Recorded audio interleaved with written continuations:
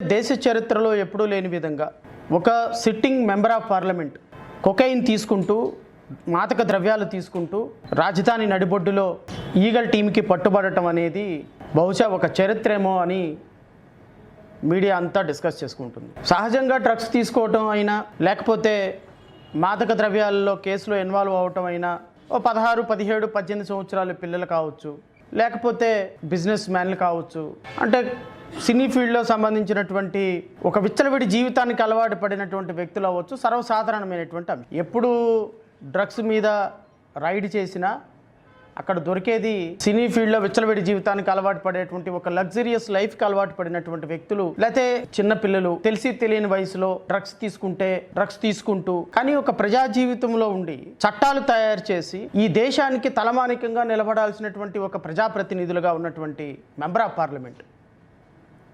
Parliament అంటే ఇంత easy ఏం కాదండి. 7.5 లక్షల మందికి ప్రతినిధి ఒక మెంబర్ ఆఫ్ పార్లమెంటు. 7.5 లక్షల మందికి ప్రతినిధిగా ఉన్నటువంటి ఒక మెంబర్ ఆఫ్ పార్లమెంటు డ్రగ్స్ కేసులో కొకైన్ తీసుకుంటూ దొరకటం అనేది దేశ చరిత్రలో మొట్టమొదటిసారి. ఈ దేశ చరిత్ర సృష్టించినటువంటి పార్టీ తెలుగుదేశం పార్టీ. 38 సంవత్సరాల ఒక యంగ్స్టర్కి నేను ఇంతకుముందు పదే చెప్పాను, సార్ వద్దు, తిరుమల వెంకటేశ్వర స్వామి మీద ఈ విధమైనటువంటి పంది కొవ్వు, ఎద్దు కొవ్వు ఆరోపణలు చేయొద్దు. ఇది మీరు వెంకటేశ్వర స్వామిని ఎంతగా అప్రతిష్ట పాలు చేసే ప్రయత్నం చేస్తే అంత మీ పార్టీకి దెబ్బ. ఆయన మహిమలు మీ ఎవ్వరికి అర్థం కావు. కలియుగ దైవం మీద మీరు చేస్తున్నటువంటి రాక్షస క్రీడ మీ పార్టీ అంతానికి దారి తీస్తుందని నేను గౌరవ ముఖ్యమంత్రి గారికి, గౌరవ ఉప ముఖ్యమంత్రి గారికి చాలా వినయపూర్వకంగా రిక్వెస్ట్ చేశాను. ఎందుకంటే రాజకీయాలు చేయడానికి చాలా అంశాలు ఉన్నాయి. ఒక మాజీ ముఖ్యమంత్రి మీద, ఒక రాజకీయ పార్టీ మీద మీరు రాజకీయంగా ఆరోపణలు చేయడానికి చాలా అంశాలు ఉంటాయి. కానీ దేవునితో ఆడేటువంటి రాక్షస క్రీడ మీ జీవితాలని తలకిందులు చేస్తుంది, మీ పార్టీ సర్వనాశనం లేకుండా చేస్తుంది, మీకు రాజకీయ భవిష్యత్తు లేకుండా చేసేటువంటి ఒక పాపం మీకు పండింది అని నేను ఆ రోజే చెప్పాను. నేను చెప్పినట్టుగానే పంది కొవ్వు, ఎద్దు కొవ్వు కడాన తిరుమల లడ్డూల్లో కలిసిందని మీరు ఆడినటువంటి రాక్షస క్రీడకి, మీ రాక్షస క్రీడని ఇంకా దానికి కొంత మసాలా వేసి ఈ రాక్షస క్రీడని సుదూరంగా తీసుకెళ్లేటువంటి ప్రయత్నం చేసినటువంటి గౌరవ ఉప ముఖ్యమంత్రి గారు పవన్ కళ్యాణ్ కూడా నేను చెప్పిన, అయ్యా మీరు ఆడేటువంటి రాక్షస క్రీడ వెంకటేశ్వర స్వామి పాపం మీకు తగులుతోంది, కోటాను మంది భక్తుల ఉసురు మీకు తగులుతుంది, మీ పార్టీలు చేసేటువంటి ఈ రాక్షస క్రీడలో మీరే మునిగిపోతారు, పుట్ట మునిగిపోద్ది మీకు అని చెప్పాను. నేను వింటారా? వినలా. పుట్ట మునిగి ఇడిదిరిగి ఇందాపూర్ నుంచి వచ్చి హెరిటేజ్లో నుంచి వెళ్ళి ఇందాపూర్లో నుంచి దిగి ఆగిన దాకా చాప మొత్తం తడిసిన దాకా మీకు తెలియలా కింద తడిసిపోయిందని. అప్పుడు లెగిసి అర్రెని ఆపుకుంటున్నారు. ఏం ఉపయోగం? తడవాల్సిన తోట తడిసిపోయింది. పోనీ చెప్పినప్పుడు ఏమైనా కాస్త కూస్త ఏదో శ్రావణ్ కుమార్ ఏదో 4 మాటలు చెప్పాడు, విందాము, మంచోడో చెడ్డోడో చిన్నోడో పెద్దోడో చెప్పింది మంచి విషయమే కదా, వెంకటేశ్వర స్వామి మీద రాజకీయాలు ఎందుకు అని ఆగారా? మీరు ఆగల. అయితే మీరు అనొచ్చు, సార్ ఎట్లా దీనికి పుట్టా మహేష్ కుమార్ యాదవ్ కను దీనికి ఏ విధంగా సందర్భం సార్, ఏ విధంగా దీనికి కనెక్టెడ్ అని. మేము మా పార్టీ నుంచి ఈ లడ్డూ మీద అసలు బోలే బాబా తిరుమల వెంకటేశ్వర స్వామి దగ్గరికి రావటానికి కారణమే, 2018లో బీజాలు పట్టడానికి కారణమే, అప్పుడు టీటీడీ చైర్మన్గా పనిచేసినటువంటి ఇప్పుడున్నటువంటి ఏలూరు ఎంపీ గారి వాళ్ళ నాన్నగారు, ఆయన మీద కూడా మేము పోలీస్ రిపోర్ట్ ఇచ్చాం. ఆయన కూడా ఒక ప్రధాన నిందితుడిగా ఆయన మీద కూడా బోలేబాబా తిరుమల వెంకటేశ్వర స్వామి ఆలయంలోకి అర్హత లేకపోయినా రావడానికి కారణం అప్పుడు టీటీడీ చైర్మన్, ఆయన మీద కూడా, ఆయన పాత్ర మీద కూడా ఎంక్వైరీ చేయడానికి మేము రిపోర్ట్ ఇచ్చాం. ఈ రిపోర్టు మేము ఇచ్చిన విషయం పక్కన పెట్టేస్తే సిబిఐ వారు వేసినటువంటి ఛార్జ్ షీట్లో చాలా సీరియస్గా బోలేబాబా పాత్ర గురించి ఏ విధంగా 2018లో ఇప్పుడు ఈ ఎంపీ గారు పట్టుబట్టడానికి కారణం ఏంటి? తండ్రి చేసినటువంటి తప్పులు పాపాలు కొడుకుకొస్తాయి. నేను ఎంపీ గారిని అడుగుతున్నా, మీరు నిన్న డ్రగ్స్ కేసులో పట్టుబడి ఇక మీ రాజకీయ జీవితం నిన్నటితో ముగిసిపోయింది. ఇంకా మీరు రాజకీయాలు వదిలేసేసి చక్కగా వెళ్ళిపోయి ఏ విధంగానో, ఎందుకంటే మీ మీద పెట్టినటువంటి ఛార్జెస్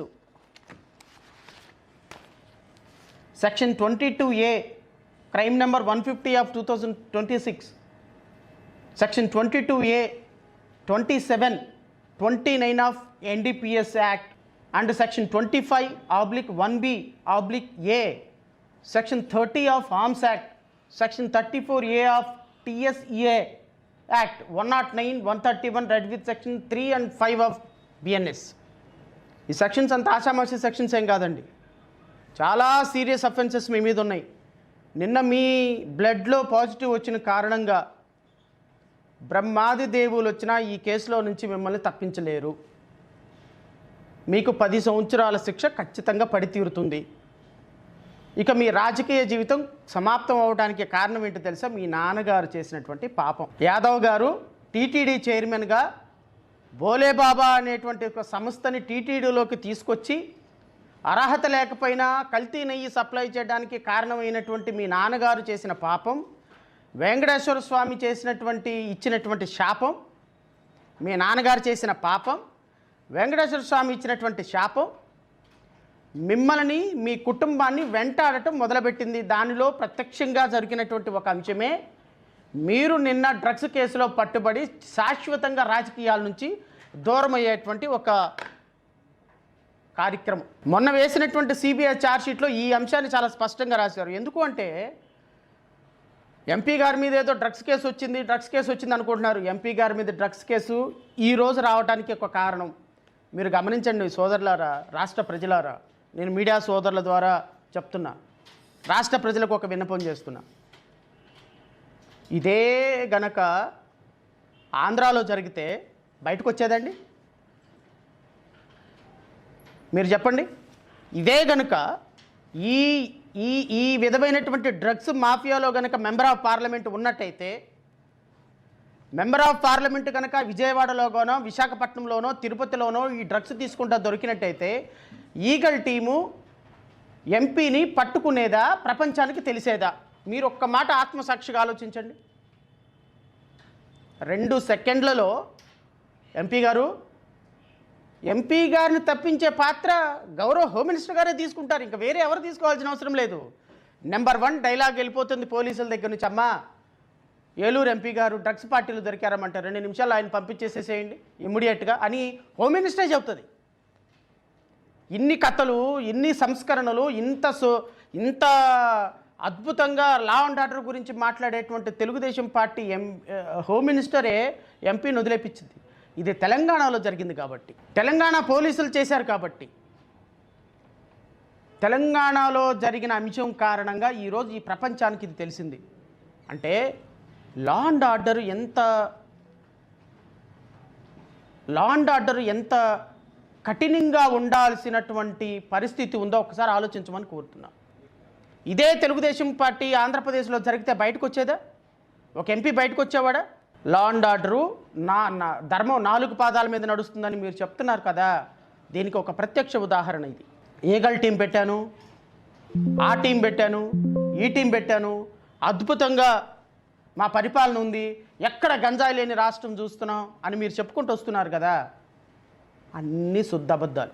ఎక్కడా కూడా రాష్ట్రంలో గంజాయి విచ్చలవిడితనం అయిపోయింది. నేను ఊరికే సరదాగా అడిగా మా మిత్రుని, ఏమయ్యా ఏంది గంజాయి ఎక్కడ పడితే అక్కడ దొరుకుతుందంట, నిజమేనా అంటే, సార్ స్కూళ్ళల్లో చాక్లెట్లు అమ్మినట్టు గంజాయి అమ్ముతున్నారు సార్. సిగరెట్లలో పెట్టి వాళ్ళే పిల్లలకి ఎక్కడ గంజాయి సిగరెట్లో పెట్టుకునే టైం కూడా ఎందుకులే అని వాళ్ళే గంజాయిలో సిగరెట్లలో గంజాయి పెట్టేసేసి వాళ్ళే తయారు చేసి సిగరెట్లు స్కూల్ పిల్లలకి చాక్లెట్లు అమ్మినట్టు అమ్ముతున్నారు సార్. మీకు ఎక్కడ కావాలో చెప్పండి అని.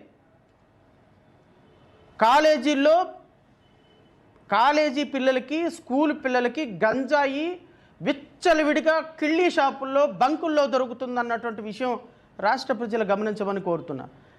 మన పిల్లల భవిష్యత్తు ఏంటో అర్థం కాదా? ఇలాంటి గంజాయి వ్యాపారం రాష్ట్రంలో విచ్చలవిడిగా జరుగుతుంటే ఏం చేస్తున్నారు ప్రజాప్రతినిధులు అంటే, ఆటలు ఆడుతున్నారు, పాటలు పాడుతున్నారు. సింగింగ్ ఒకళ్ళు వాళ్ళ అద్భుతమైనటువంటి టాలెంటు, డాన్సింగ్ ఒకళ్ళు అభినయం ఒకళ్ళు, భీముడు పాత్ర ఒకళ్ళు, ధృతరాష్ట్రుడి పాత్ర ఒకళ్ళు, దుర్యోధనుడి పాత్ర ఒకళ్ళు, కామెడీ ఆర్టిస్ట్ పాత్ర ఒకళ్ళు చేసుకుంటూ రాష్ట్రంలో ఇది ఒక డ్రామా కంపెనీలాగా ఆంధ్రప్రదేశ్ రాష్ట్రాన్ని తయారు చేసినటువంటి విధానం చూసి వెంకటేశ్వర స్వామి పెట్టినటువంటి పాపం అయ్యా ఇది మీకు. లేకపోతే 76 సంవత్సరాలు 32 సంవత్సరాల నుంచి సహజీవనంతో ఉన్నటువంటి బిఆర్ నాయుడు గారు వీడియో బయటికి రావటం ఏంటండి? ఒకసారి ఆలోచించండి. ఇది వెంకటేశ్వర స్వామి శాపం కాకపోతే ఇలా పాపాలు పండుతాయా? బిఆర్ నాయుడు గారు చెప్పినట్టుగా మాకు 32 సంవత్సరాల నుంచి పరిచయం, మరి 32 సంవత్సరాల నుంచి పరిచయం అయితే ఈరోజు ఎందుకు వచ్చిందండి బయటికి? వెంకటేశ్వర స్వామి పాపం తిరుపతి నుంచే మొదలైంది. శాపం, పాపాత్ముల యొక్క శాపం, పాపాత్ముల యొక్క పాపాలు బయటికి రావటం ఎంత గొప్ప కలియుగ దైవం అంటే నిజంగా వెంకటేశ్వర స్వామి వీళ్ళ పాపాలని శాపాలుగా మార్చి ఆ శాపాలని తిరుమల వెంకటేశ్వర స్వామి పుణ్యక్షేత్రం నుంచే మొదలుపెట్టారు బిఆర్ నాయుడు. అయిపోయింది, చరిత్ర సమాప్తం బిఆర్ నాయుడు గారిది. ఎందుకు అంటే ఆయన్ని ఎంత కఠినంగా అక్కడ కొనసాగిస్తున్నా ప్రతి క్షణం దీపం పెట్టే ప్రతి క్షణం, శ్రీవారికి పట్టు వస్త్రాలు సమర్పించే ప్రతి క్షణం నీ మనసు నిన్ను గద్దిస్తూనే ఉంటుంది. బిఆర్ నాయుడు గారు, చంద్రబాబు నాయుడు గారు, పవన్ కళ్యాణ్ గారు, ఆయన్ని మీరు అక్కడ కొనసాగించినంత వరకు ఆ వెంకటేశ్వర స్వామి పాపం అనేది మిమ్మల్ని వెంటాడుతూనే ఉంటుంది. ఆ పాపాత్ములకు శిక్ష వేయకుండా మీరు కాపాడుతున్నారు చూశారు. ఆ పాపాత్ములకు శిక్ష వేయకుండా కాపాడుతున్న మిమ్మల్ని కూడా ఆ శాపాలు వెంటాడుతున్నాయి. అందుకోసమనే చరిత్రలో ఎప్పుడూ లేని విధంగా ఆరవ శ్రీధర్ లాంటి ఎమ్మెల్యే అసెంబ్లీలో నూడు కాల్స్ మాట్లాడుతూ, వీడియో కాల్స్ మాట్లాడుతూ, ముద్దులు ఇస్తూ దొరికిపోయినా కానీ ఏమీ యాక్షన్ లేకుండా పోయింది. రేపమ్మాపై ఇంకో ఎమ్మెల్యే వీడియో బయటకు వస్తుంది, కంగారు పడకండి. ఇదిగో ఈరోజు ఏలూరు ఎంపీ గారు బయటకు వచ్చారు. ఏలూరు ఎంపీ గారు బయటకు రావడానికి కారణం ఏంటి? 2018లో వీళ్ళ నాన్నగారు టీటీడీ చైర్మన్గా చేసినటువంటి పాపమే ఈరోజు శాపంగా కొడుక్కొచ్చింది. పెద్దగా ఆశ్చర్యపోవాల్సిన అవసరమే లేదు. అది